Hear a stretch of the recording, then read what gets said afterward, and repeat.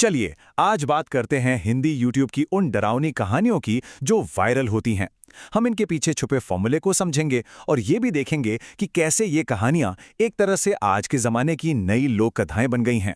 तो सोचने वाली बात यह है कि इस डिजिटल दौर में हमारी वो सामूहिक डरावनी कहानियां कहाँ मिलती हैं, मतलब वो कौन सी कहानियां हैं जिन्हें सुनकर हम सब एक साथ डरते हैं। पर रुकिए, ये वो कहानियां नहीं हैं जो हम सब सोचते हैं। ये अंधेरे में या आग के आसपास बैठकर नहीं सुनाई जाती, बल्कि आज की ये लोक कथाएं YouTube जैसे प्लेटफॉर्म्स पर जिंदा हैं और इन्हें लाखों लोग हर रोज अपने फोन की रोशनी में देखते हैं। तो चलिए इसमें गहराई से उतरते हैं।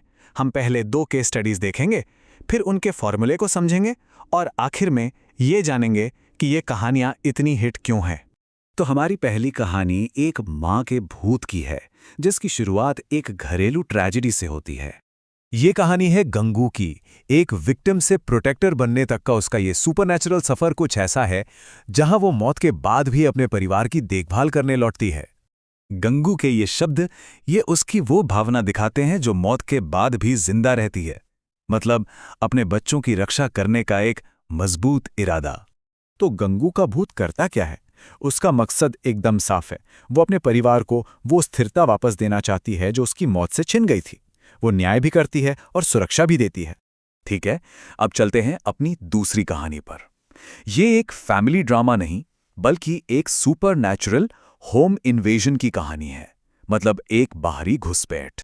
ये कहानी दिखाती है कि कैसे कपड़े धोने जैसा एक मामूली रोज का काम धीरे धीरे एक बहुत बड़े खतरे में बदल जाता है।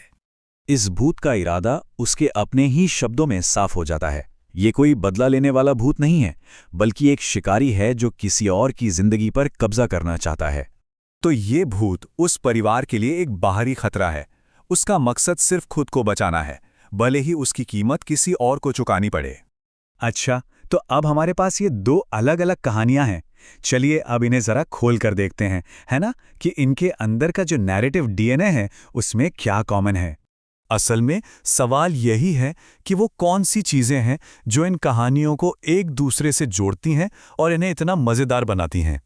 देखिए, इन भूतों के बीच का फर्क सच में काफी दिलचस्प है। एक तरफ गंगू है जो रक्षक है और घर के अंदर के अन्याय को ठीक करती है, और दूसरी तरफ है धोबी जो शिकारी है और बाहर से हमला करता है। पर इनके तरीकों में इतने फर्क के बावजूद दोनों कहानियां एक ही फॉर्मूले पर चलती हैं: न्याय, डर और आखिर में सब कुछ ठीक हो जाना। यही वो चीजें हैं जो इन कहानियों को भरोसेमंद और असरदार बनाती हैं। तो ये तो हो गया फॉर्मूला, पर सबसे जरूरी बात ये समझना है कि आखिर ये फॉर्मूला आज लाखों लोगों से इतना कनेक्ट क्यों कर पा रहा है। असल में इन डिजिटल लोक कथाओं का जो मुख्य काम है वो अब सामने आता है। ये कहानियां अलौकिक दुनिया के जरिए समाधान देती हैं उन समस्याओं का जो हमारी असल दुनिया में है। घरेलू हिंसा, पैसों की तंगी, अपने परिवार की रक्षा की चिंता। ये भूत इन सभी डरों का सामना करते हैं और एक तरह का काल्पनिक इंसाफ करते हैं। और ये हमें एक बहुत ही दिलचस्प सवाल पर लाकर छोड़ देता है।